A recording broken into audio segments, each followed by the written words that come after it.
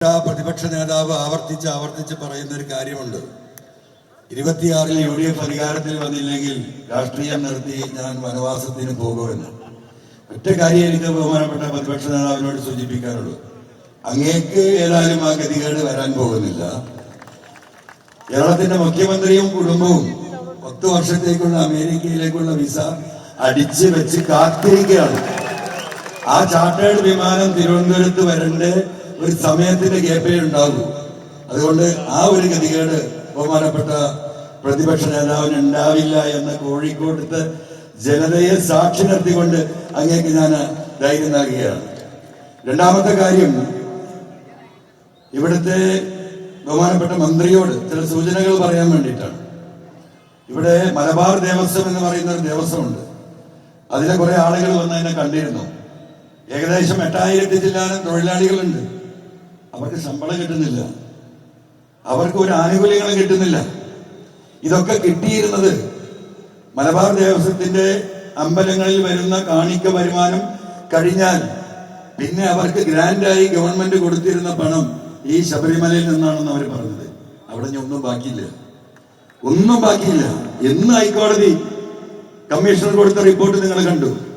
എല്ലാം കഴിഞ്ഞ് അയ്യപ്പ സംഗമത്തിന് വന്ന അതിൽ നടത്തിയ കൊള്ള, ഊരാളുകളാണ് കൊള്ള നടത്തിയത് എന്ന് കമ്മീഷൻ റിപ്പോർട്ട് കൊടുക്കുകയാണ്.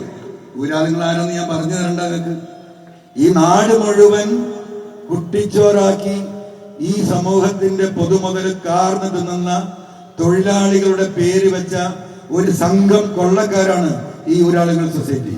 ബഹുമാനപ്പെട്ട പ്രതിപക്ഷ നേതാവ് കേരളത്തിന്റെ മുഖ്യമന്ത്രിയായി ആ കസേരയിൽ വരുമ്പോ അതൊരു അന്വേഷണം കേരളത്തിൽ 10 വർഷമായി നടത്തിക്കൊണ്ടിരിക്കുന്ന ഈ വിഷയത്തിൽ ഒരു അന്വേഷണം കൃത്യമായി നടത്തണമെന്ന് ബഹുമാനപ്പെട്ട പ്രതിപക്ഷ നേതാവിനെ അഭ്യർത്ഥിക്കുകയാണ്. മൂന്നാമത്തെ കാര്യം, ചെറിയൊരു തിരുത്ത് പ്രതിപക്ഷ നേതാവ് വരുത്തേണ്ടതുണ്ട്.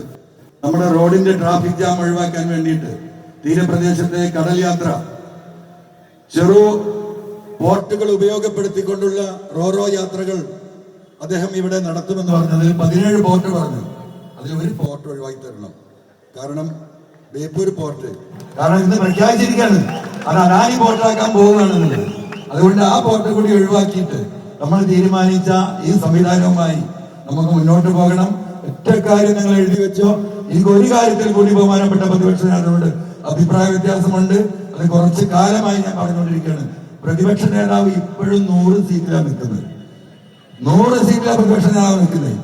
20 സീറ്റ് അപ്പുറത്ത് തികഞ്ഞാൽ അതൊരു ചരിത്രമായിരിക്കും കേരളത്തിൽ നിന്ന് മനസ്സിലാക്കിയോ.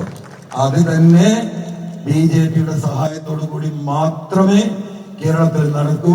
ഞാൻ ഈ പറഞ്ഞ വാക്കുകൾ നിങ്ങൾ എഴുതി വെച്ചോ, സമയവും ഡേറ്റും എഴുതി വെച്ചോ. അതാണ് കേരളം. ഈ പുതുയുഗ യാത്രയ്ക്ക് എല്ലാവിധ അഭിവാദ്യങ്ങളും.